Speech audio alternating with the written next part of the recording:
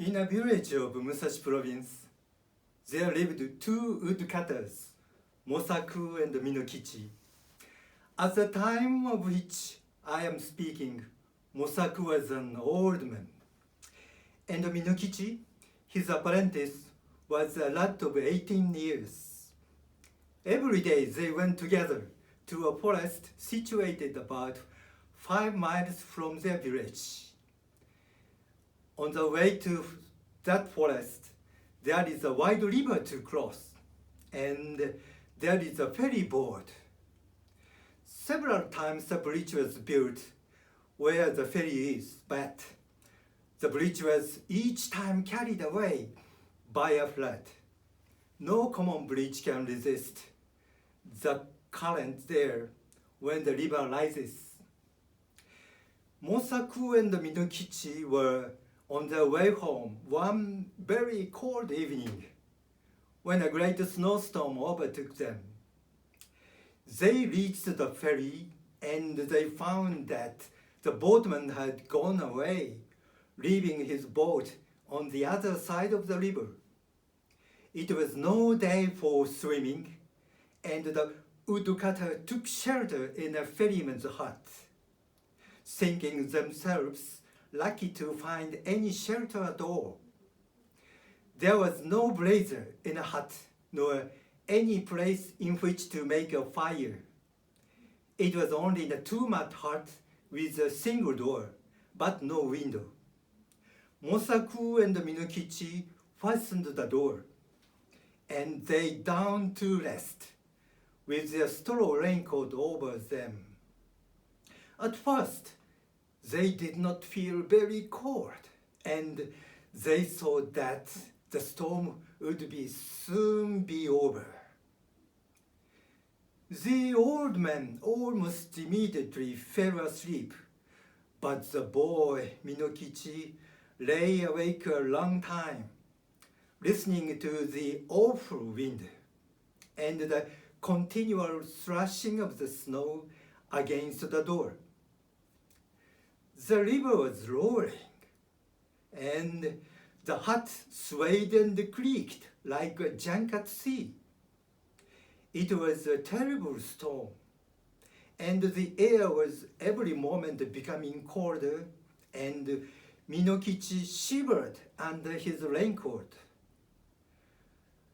But at last, in spite of the cold, he too fell asleep. He was awakened by a showering of snow in his face. The door of the hut had been forced open, and by the snowlight, Yuki Akari, he saw a woman in the room, a woman all in white. She was bending above Mosaku and blowing her breath upon him, and her breath was like a bright white smoke. Almost in the same moment, she turned to Minokichi and stooped over him. He tried to cry out, but found that he could not utter any sound. The white woman bent down over him, lower and lower, until her face almost touched him, and he saw that she was very beautiful, though her eyes made him afraid. For a little time she continued to look at him. Then she smiled, and she whispered, "I intended to treat you like the other men, but I cannot help feeling some pity for you because you are so young. You are a pretty boy, Minokichi, and I will not hurt you now. But if you ever tell anybody, even your own mother, about what you have seen this night, I shall know it, and then I will kill you. Remember what I say?" With these words, she turned from him and passed through the doorway. Then he found himself able to move, and he sprang up and looked out. But the woman was nowhere to be seen, and the snow was driving furiously into the hut. Minokichi closed the door and secured it by fixing several billets of wood against it. He wondered if the wind had blown it open. He thought that he might have been only dreaming and might have mistaken the gleam of snow right in the doorway for the figures of a white woman. But he could not be seen. He called to Mosaku, and he was frightened about because the old man did not answer. He put out his hand in the dark and touched Mosaku's face and found that it was ice. Mosaku was stark and dead. By dawn, the storm was over, and when the ferryman returned to his station a little after sunrise, he found Minokichi lying senseless beside the frozen body of Mosaku. Minokichi was promptly cared for and soon came to himself, but he remained a long time ill from the effects of the cold of the terrible night.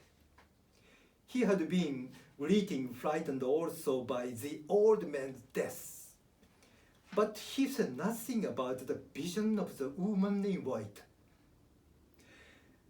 As soon as he got well again, he returned to his calling, going along every morning to the forest and coming back at nightfall with his bundle of wood, which his mother helped him to sell.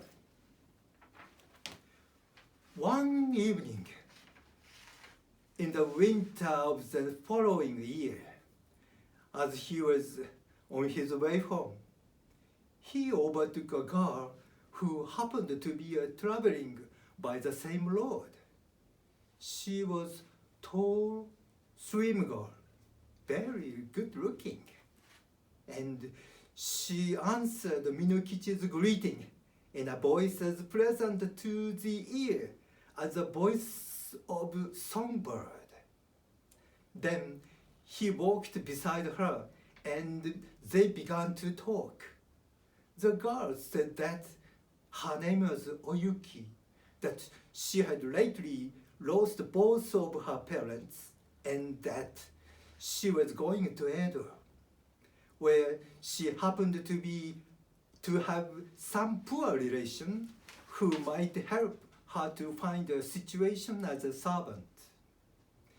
Minokichi soon felt charmed by this strange girl, and the more that she looked at her, the handsomer she appeared to be. He asked her whether she was yet betrothed, and she answered laughingly that she was free. Then, in her turn, she asked Minokichi whether he was married or pledged to marry. And he told her that although he had only a widowed mother to support, the question of an honorable daughter-in-law had not yet been considered, as he was very young. After these confidences, they walked on for a long while without speaking. But, as the proverb declares, 気があれば目も口ほどにものを言う. When a wish is there, the eyes can say as much as the mouth. By the time they reached the village, they had become very much pleased with each other. And then Minokichi asked Oyuki, to rest a while at his house. After some shy hesitation, she went there with him, and his mother made her welcome and prepared a warm meal for her. Oyuki behaved so nicely that Minokichi's mother took a sudden fancy to her, and she persuaded her to delay her journey to Edo. And the natural end of the matter was that Yuki never went to Edo at all. She remained in the house as an honorable daughter-in-law. Oyuki proved a very good daughter-in-law. When Minokichi's mother came to die some 5 years later, her last words were words of affection and praise for the wife of her son. And Oyuki bore Minokichi 10 children, boys and girls, handsome children, all of them, and very fair of skin. The country folk thought Oyuki a wonderful person, by nature different from themselves. Most of the peasant women age early, but Oyuki, even after having become the mother of 10 children, looked as young and fresh as on the day when she was first to come to the village. One night, after the children had gone to sleep, Oyuki was sewing by the light of the paper lamp, and Minokichi, watching her, said, "To see you sewing there with the light on your face makes me think of strange things that happened when I was a lad of 18. I then saw somebody as beautiful and white as you are now. Indeed, she was very like you." Without lifting her eyes from her work, Oyuki responded, "Tell me about her. Where did you see her?"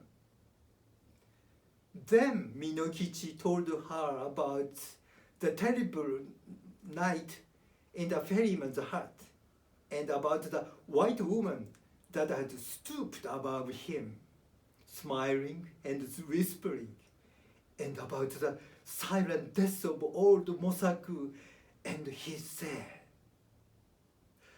"Asleep or awake, that was the only time that I saw a being as beautiful as you.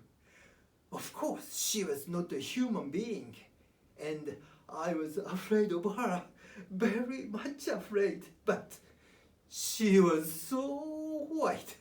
Indeed, I have never been sure whether it was a dream that I saw or the woman of the snow." Oyuki flung down her sewing and arose, and bowed above Minokichi where he sat. He shrieked into his face, "It was I. Yuki, it was. And I told you then that I would kill you if you ever said one word about it. But for those children asleep there, I would kill you this moment. And you had better take very, very good care of them, for if ever they have reason to complain of you, I will treat you as you deserve." Even as she screamed, her voice became thin, like a crying of wind. Then she melted into a bright white mist that spired to the roof beams, and shuddered away through the smoke hole. Never again was she seen.